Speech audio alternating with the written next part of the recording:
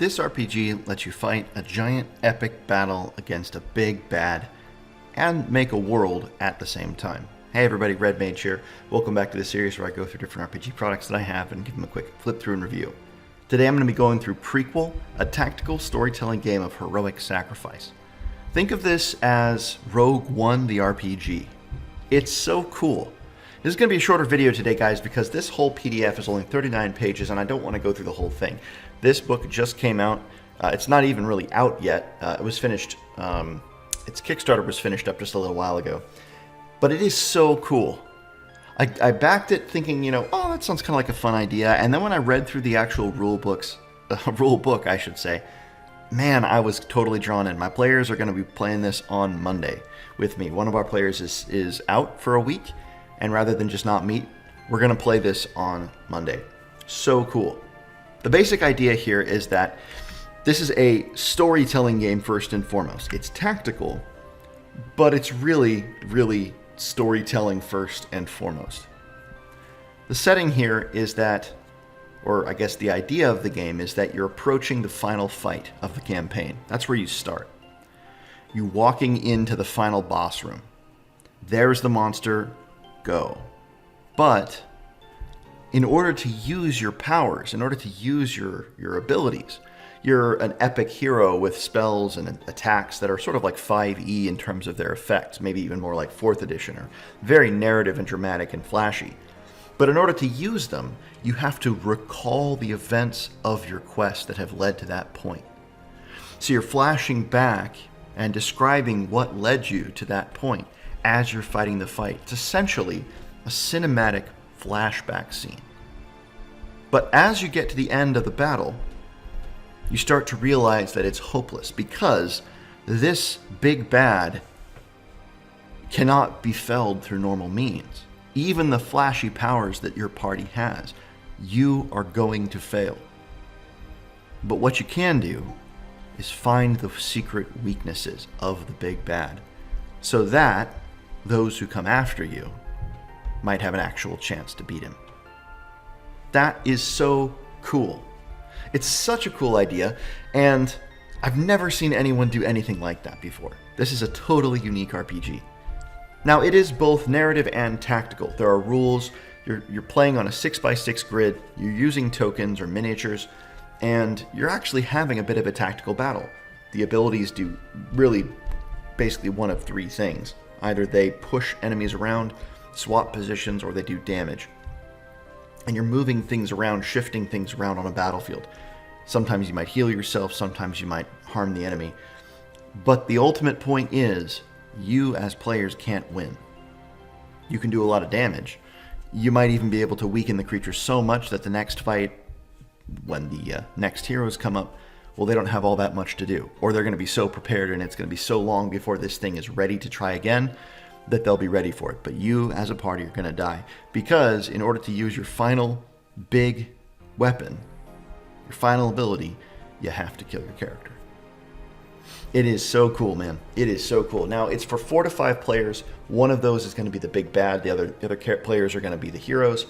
And it's about 3 to 4 hours of play in a single session. Now, what's so cool about this is that you could either use this just as a standalone experience, as it suggests, or as the actual prequel to a full-term campaign that deals with the aftermath of this final fight. In other words, the campaign is going to start. There's going to be a big bad in the background doing their thing. They're going to have these weaknesses, and all of that will be established by the players in this one-shot.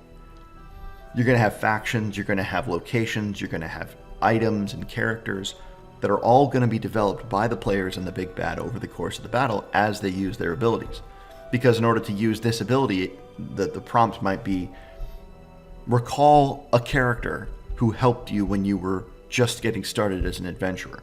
Or recall something that led you to agreeing to go fight the final monster in the first place and where you did it, right? And so as you go through that sort of background, you and your players are going to, or you and the players, everybody is going to develop this world together. That's so cool. Basically, this is a storytelling, or I should say a world-building RPG built into a tactics game. That is so awesome. That's really cool. And again, totally not something I've ever seen before. As you can see, there's a brief outline of how long the game should take, and it's not long at all, especially once you know what you're doing. This game can be played pretty quick. Choose the evil, and there's a set list, but it wouldn't be that hard to come up with your own. They're generic rather than specific. In other words, you'll have the Fiend or the Cataclysm or the Eldritch Horror, that sort of thing, right? And they'll have particular abilities, but it's going to be up to you to narrate them and to figure out what the thing actually is. You and the players. You're coming up with the evil yourselves. Then you describe the realm that this game takes place in. Then choose your hero's origin and calling, essentially background and class might be one way of thinking about it. The origin might be something like the accused, the devout, the noble, whereas the calling is going to be something like, more or less like the fighter, the wizard, the thief. Although they're more like sharpshooter and bulwark. They have sort of more flavorful, evocative names. Then you set up the quest itself, and that involves choosing some locations, choosing some factions and NPCs, but that's going to be added more as you go in. Essentially, everybody generates a few, and that helps everything get started. But as you go through the game, you're going to develop more. Then you introduce the final fight. How are you going to fight? Where are you going to be? What's the location? The big bad, it has to be introduced. Their lair, the boss room has to be described. In this way, the big bad, the evil player, is sort of like the dungeon master, but not really, because you're all collaborating together. It's more like player versus player. And then finally, you actually play the game. And the battle is divided into 4 phases. Rise is a straight-up fight, and it's where the heroes still think they have a chance. They're going through, they're damaging the creature, and it has a certain number of hit points for the Rise phase. And when they deal that much damage, it quote-unquote dies, and they win. And over the course of the Rise chapter, they can only use certain of their abilities.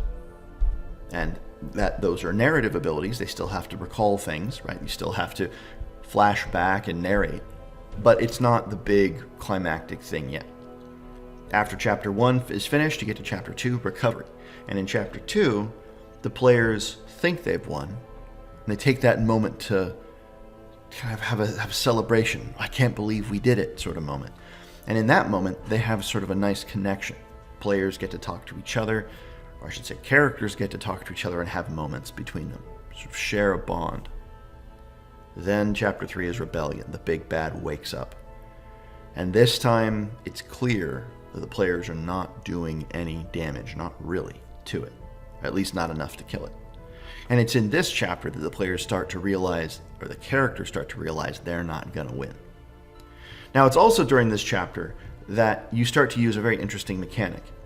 Essentially, there is a way to lose, or at least to do better or worse for the players. This is not simply, hey, we're going to narrate and there aren't any rules, and No, you could do so badly that basically there is no weakness revealed. You don't do enough damage to the creature to delay it at all. Maybe the creature has weaknesses, but these heroes didn't figure it out. Now, what's nice about this is that even if that happens, you still have a pretty cool prequel, because now there are heroes in the world, and you have locations and NPCs, and all of those things have still been generated, but the big bad doesn't have any weaknesses that were made known in the fight. So, if you're going to play a campaign off of this, then, it's not as useful to a future party in terms of defeating the big bad. But in terms of world building, it's still just as useful. So the players, essentially, the hero players, the good players, they can do better or worse. And one of the ways that comes out is here in this Rebellion chapter. Now, most of the abilities don't have die rolls associated with them. They just do set amounts of harm or damage. They move things around, it's sort of static.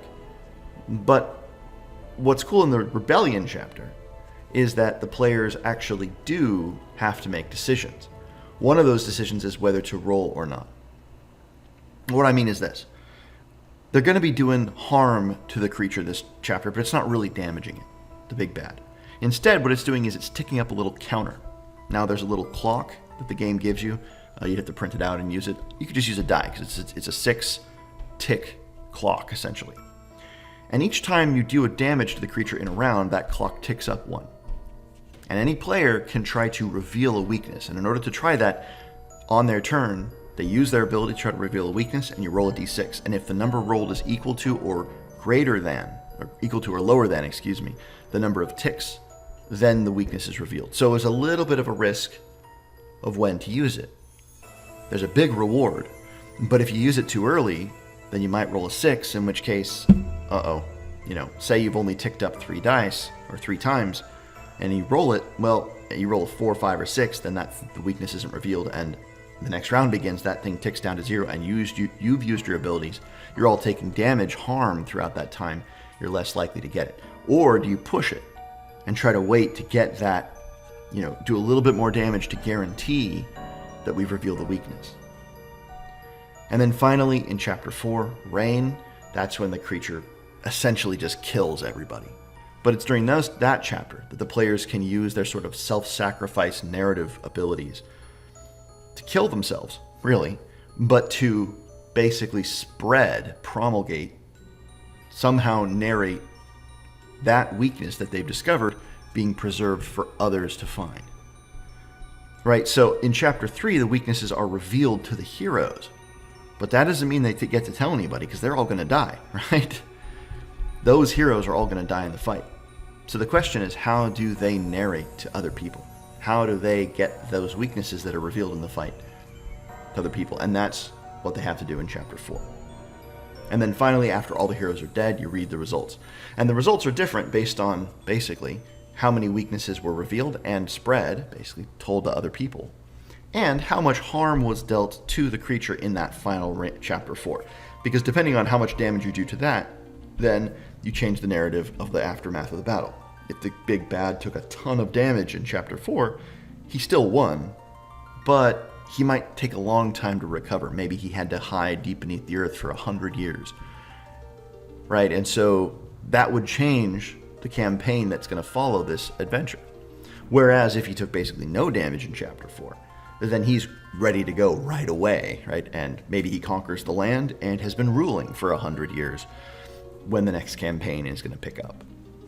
So this is such a cool adventure. I mean, I really can't say enough about this.